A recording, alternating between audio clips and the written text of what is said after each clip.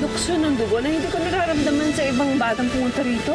Meron siyang mannerism na katulad kay Maggie, yung hinahawi yung buhok sa taenga. Auntie, pinag-stay niyo na nga yung Ana dito eh. Binigyan niyo pa yung Becky na yun ng pera? Pera lang yun, Ruth. Iba ang pakiramdam ko kay Ana. At sigurado ko na siya nga ang tunay naming apo. I'm sorry, Nina. Hindi kami magkaanak ng daddy mo noon. And merong isang babae. Stop it! What? Bakit ko naman gugustuhin malaman ang tungkol sa babaeng nagpamigay sa akin, ha? Pero huwag ka mag-alala. Hindi ako papayag na tratuhin ka niya ng ganun. Nung nakita kita, tuwang-tuwa ako eh. Hindi mo lang alam kung gaano katagal ka namin hinanap. Mayaman na ako, mababayaran namin lahat ng utang namin sa inyo. Ana, Karen, Nina, siya yun. Oo, ngayon, ano yan? Oh, ako yung hinahanap ng mga Monteklaro na heredero nilang nawawala. This is the gazebo. This is where I find peace. Tsaka dito rin ako nagbabasa ng mga books. And what else? Pool. Doon yung pool sa baba. Gusto mag-swimming anytime. Hindi ako marunong lumangoy eh. Yun lang ba? Don't worry, cuz. Tuturuan kita. Halika. Doon tayo. Ganda ng view dito, no? Alam mo, nung bata ako, dito yung madalas kong tambayan, eh. Mom, look. Kasama na naman ni Kuya yung cheap na girl na yan. Aldrin! Excuse lang, Ana. Yes, ma'am. What are you doing? Bakit kasama mo yung babae niya? Tinutuloy ko lang siya sa bahay. Tour guide ka all of a sudden? Sabi ni Lola. Wala akong pakialam kung anong sabi ng lola mo. Ayokong kasama mo yung babae na yun. But, ma'am, Aldrin, you don't say no to me. You always say yes to me. In this house or in the office. Do you understand? yes. Ano, Bridget? Sinabi mo kay Nina ang totoo? Sinabi mo sa kanya na ampun siya? But why? Well, it's because of this. Ito ang tunay na magulang ni Nina? I think so. You think so? Ha? Kaya mo sinabi sa kanya totoo just because you think na ito ang pamilya ni Nina, ganun ba? Eh, iba Ana Karenina naman ang tunay niyang pangalan at sinabi sa atin ni Lucy na sa safe haven sa Nina pinanganak. What more do you need? Pero Bridget, dapat pinag-uusapan muna natin to. Pinag-usapan na natin to noon. Hindi ba sinabi natin pag dumating ang tamang panahon, sasabihin natin sa kanya kung ano totoo? At ano sa tingin mo, itong tamang panahon? Bridget, teenager na si Nina. Ha? Ito na yung time na pagre-rebelde niya. Galit sa sayo, galit sa akin. Dahil hindi natin siya pinapayagan na makasama yung mga barkada niya. Dahil bad influence sa mga kaibigan niya sa kanya, bakit naman siya magagalit sa atin? Kaya siya galit sa atin dahil hindi mo siya maintindihan. Galit siya sa atin dahil hindi natin maibigay sa kanya ang pagmamahal na hinahanap niya sa isang magulang. Galit siya dahil busy ka sa business mo. Galit siya dahil busy rin ako sa karir ko. Alam mo, inampun natin siya. Pero lumaki siya ng kasama niya, puro yaya. Nagkamali tayo para palakin siya ng ganon. Hindi tayo naging mabuting magulang sa kanya. Bakit hindi na lang natin tanggapin na nagkamali tayo? Siguro nga dapat hindi tayo nag-adapt. Siguro nga we're not fit to be parents. Ikaw naman ang may kagustuhang ampunin si Nina, di ba? Oo, pero to save our marriage. Siguro kung hindi tayo nag-adapt, matagal mo na akong iniwan.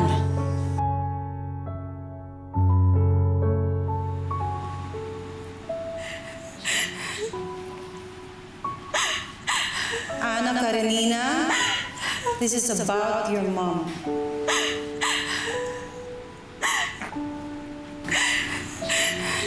Ayaw na darating ang panahon na to na kailangan mo sabihin sa'yo kung anong totoo. I'm sorry to say, but you're not my real daughter.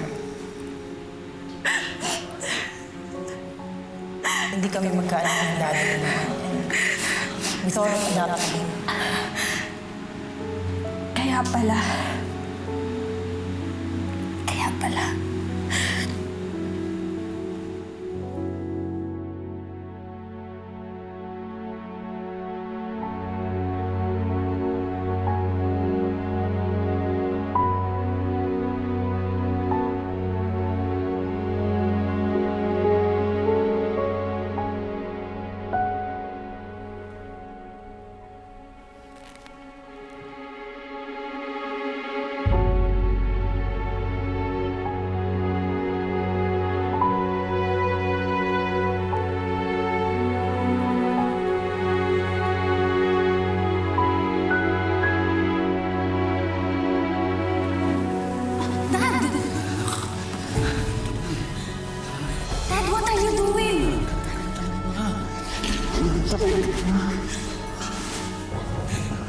Daddy, ano ba? Dad! I'm your daughter! Okay, I'm your daughter! Get out! Pag hindi ka pa umalis, magsusumbong ko kay Mami. Sisigaw ako dito. Get out!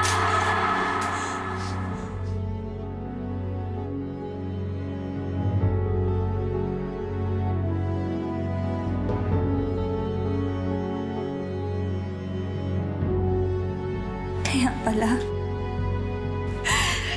Kasi hindi pala niya ako tunay na anak. Walang yan siya! Walang yan siya! Walang yan siya!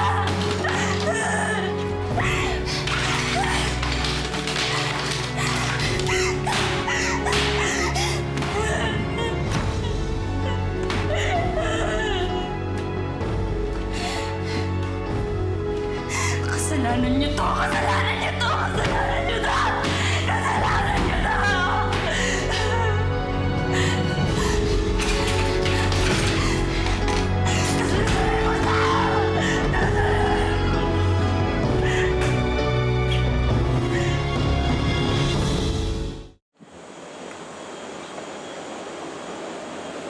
Ana? Bakit po? Can I just say something to you?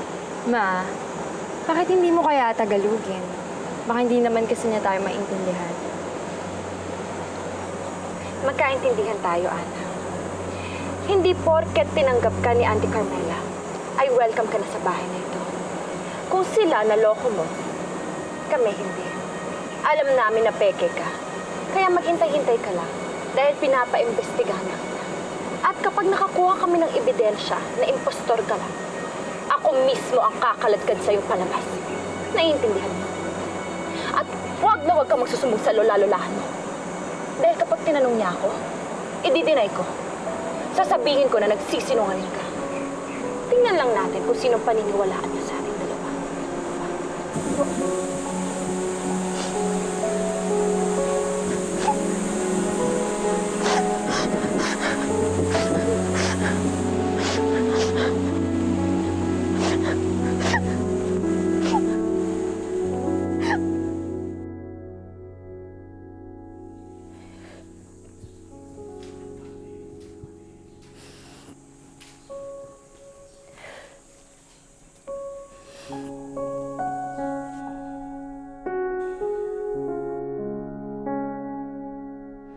Kayong may kasalanan ng lahat. Kung hindi niyo ako pinamigay, hindi ako magsasuffer ng ganito. Kaya humanda kayo sa akin. Sana, kailangan i-shopping natin si Ana. Nakita mo ba yung damit niya? And shoes. You buy her shoes. Talaga. Ana, what's wrong? Huh?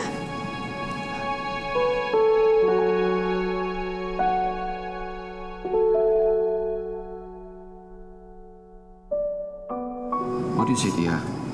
Come on, you can tell us.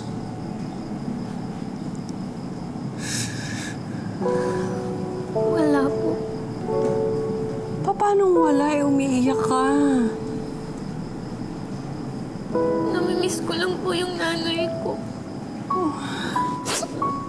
Ana.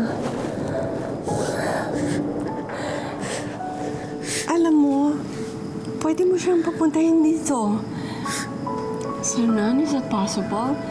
Papuntahin natin yung umupun sa kanya. Kundi dahil sa kanya, baka kung ano na nangyari kay Ana. Why not? Sige. Did you hear that, Ana? Pwede pumunta dito nanay mo, ha? Salamat.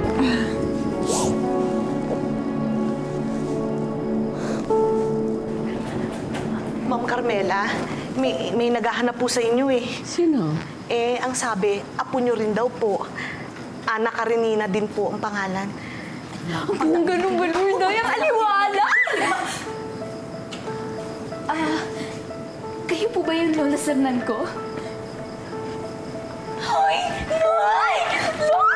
Ay!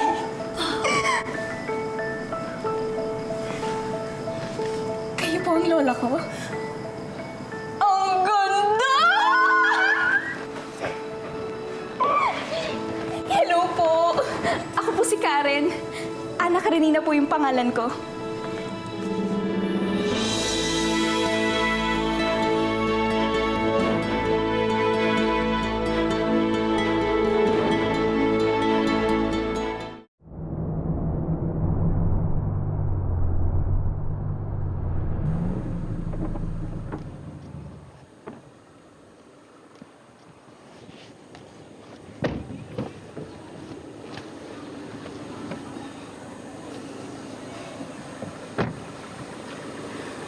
Umuwi ka na. Huwag mo sasabihin kila mami kung saan ako nagpunta, ha? Opo, ma'am.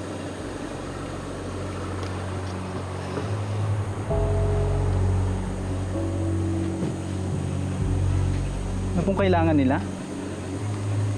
Ang nakatira rito ang may kailangan sa akin. Ako ang nawawala nilang apo. Ako si Ana Karenina.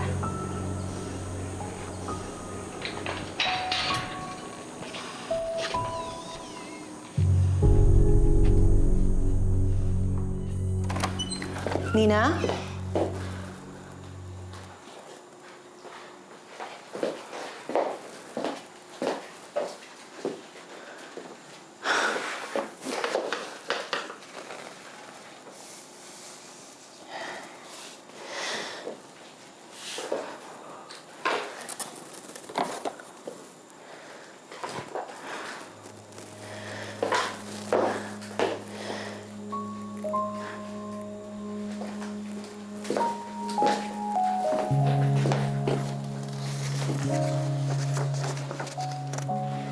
Dear Mom, or shall I say, Mrs. Bridget Fentebella, I realize now why you told me the truth.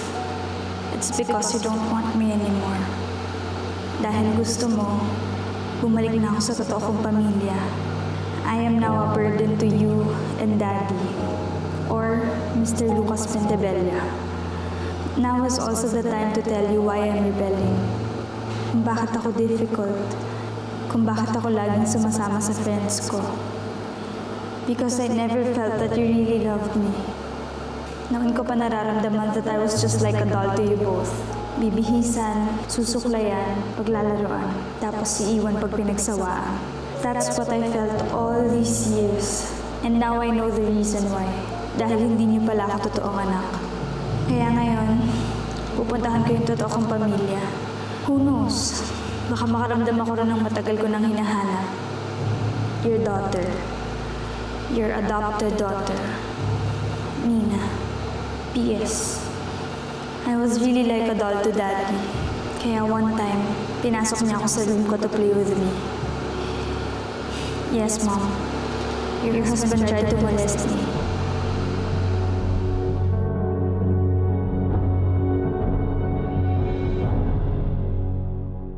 Hello po. Alam niyo po, tumang-tuwa ako nung nakita ko po yung panawagan niyo sa dyaryo, oh! Ay! Nako, alam niyo bang excited na nga ito papunta rito? Bakit po parang hindi naman po kayo natuwa na nandito na po ako? Ay! Naku naman, bigay mo kasi ang pruweba. Ay, mo! Nayo. Ito po yung birth certificate ko. Noo. Ana Karenina. Opo. Villarama? Hindi po siguro tayo magkaparehas ng apelido kasi sinunod po sa tatay ko yung apelido ko. Ay, oo, hindi ba gano'n naman? Pagka mag-partner na ganyan, eh, sinusunod talaga sa lalaki. Hindi naman kasal si Maggie.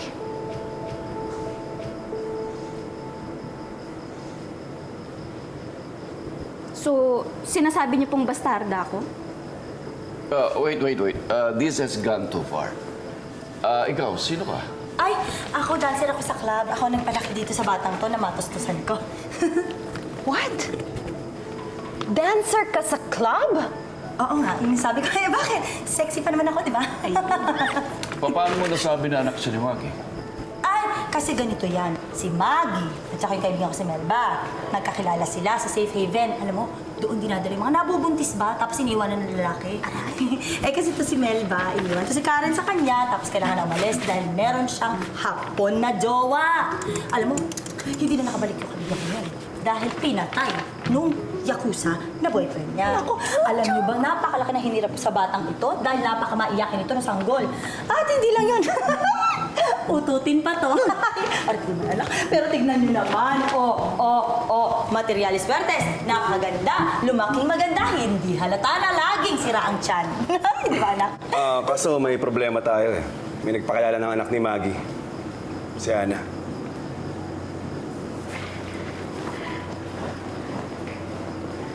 Ma'am, may isa pa po na dumating. Apo nyo rin daw po. Ana Karenina din po ang pangalan, ma'am.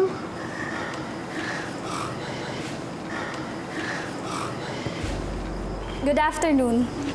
I'm Nina. Ana Karenina. So where's my mom? Nasaan yung babaeng nagpamigay sa akin?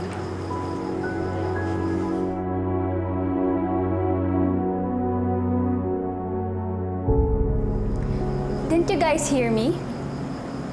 I said I am Ana Karenina Fuentebella. But I guess Fuentebella is not my real surname because that's my dad's surname, yung umampon sa akin. And my mom is Bridget Fuentebella. They're both into business. Do you have any proof that you're the real Ana Karenina? You can talk to my mom. I mean, wala kang birth certificate? Ako rin po, oo. Ayan po. Ana Karenina po. Pero sandali lang. Meron din birth certificate si Ana. Hay nako, pues. Impostora yung dalawang yan. And who are they? Sila? Well, ang sabi nila, sila ang totoong Ana Karenina. Ngayon, sino sa inyo ang nagsasabi ng totoo?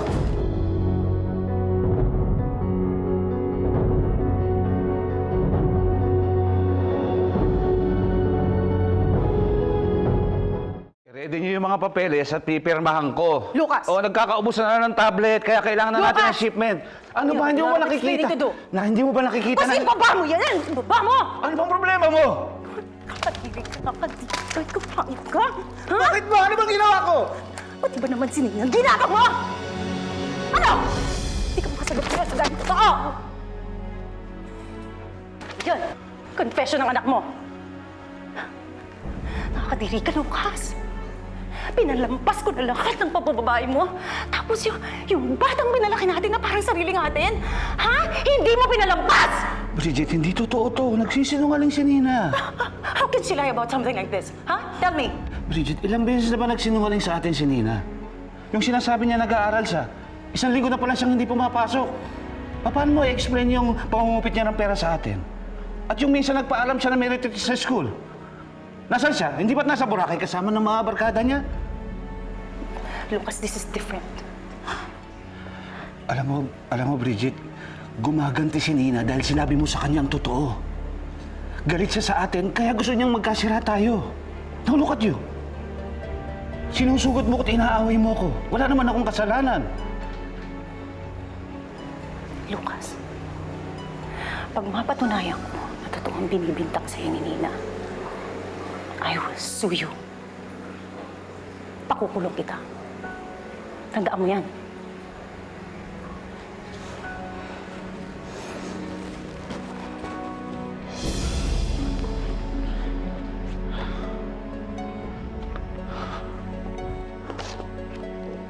Hello?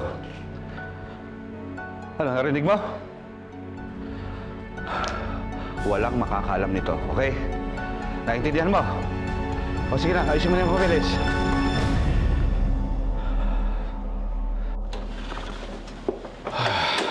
Paano na yan, Sanan? Anong gagawin natin?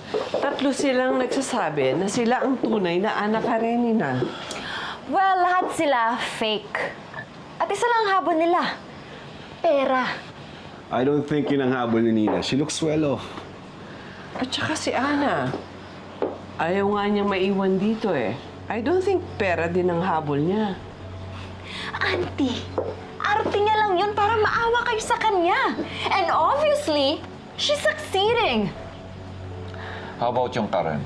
Uncle, yun ang sigurado ako pera lang ang habol. Nakita niyo ba yung nanay niya? Di ba dancer sa club?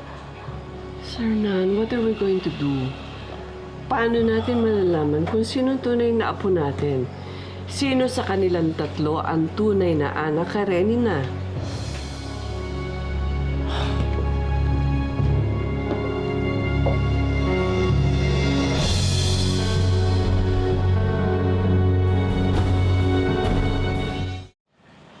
I don't know, Carmela. Hindi ko na rin alam kung paano natin malalaman kung nasaan si Ana Karenina. And DNA testing is out of the question. Wala dito si Maggie para i-match sa kanila. Uncle, ano bang hindi niyo maintindihan? Lahat sila manluloko. None of them is the real Ana Karenina. Katulad lang sila ng mga pumila dyan sa labas nung isang araw. Pare-pareho lang sila manluloko. But that's different, Ruth. Yung mga pumunta dito ng isang araw, mga walang dalang birth certificate. Kung meron man fake. Pero itong tatlo, authentic ang kanilang birth certificate. Really, Auntie? How can we be so sure na authentic nga yung birth certificates nila? Madali na may pa-authenticate yun. I'll ask the lawyer to do it. Uncle, ngayon na lang ako pupunta sa Safe Haven to check the records. Para malaman natin kung anong pangalan ginamit ni Maggie nung nagpunta siya ron. That's a good idea, Adele. Ay naku, nagsasayang lang kayo ng oras. Sinasabi ko sa inyo, wala nga sa kanila ang totoong Ana Karenina. Why are you so negative, Ruth? I'm just being realistic, Uncle. Sa panahon ngayon, ang daming manloloko. I'm just protecting you. Paano kung isa doon sa tatlo ang tunay na anak ni Maggie? I want to know the truth. Gusto kong makita at makasamang apo ko habang buhay ako.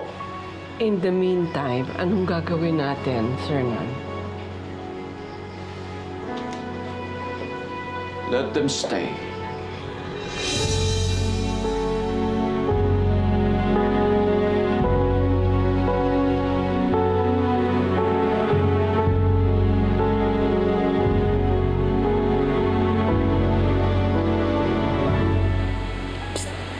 Hoy, umamin na kayong dalawang hindi kayo ang totoong Ana Karenina, ha?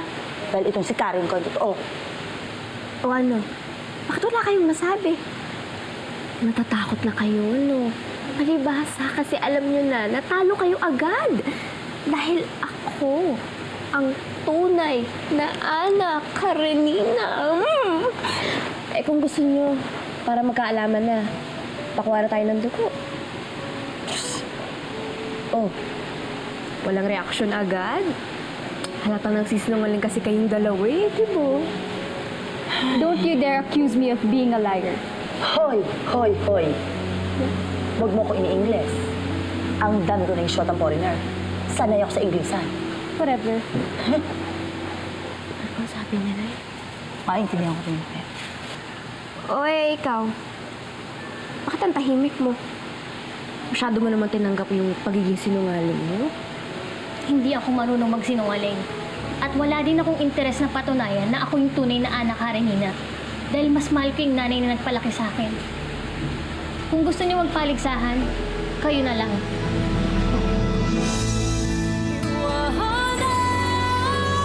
Pagkasunduan namin na dito muna kayo titirang tatlo. Gusto ko po sanang kasama yung nanay ko. Siyempre, sobrang pinaghirap ko sa batang to. Nasaan na ba yung mami ko? I'm sorry, but your mother is dead. Tayong tunay niyang pamilya. Ako ang tunay niyang ina. Ampon niyo lang si Ana. Kita mo si Sir Nan. Sa kanya kasi sumipsip. Padre di pamilya yan. Bossing yan. Pag ikaw ang gustuhan yan, ikaw na talaga. Galit ka ba sa kanya? Ipinamigay niya ako. Is that something to be happy about? Ikamamatay ni nanay kapag hindi siya naoperahan. Gumawa ka ng paraan. Patay na pala yung totoo kong mami, kaya bumalik ako. Pero buhay pa naman yung lolo't lola mo, di ba?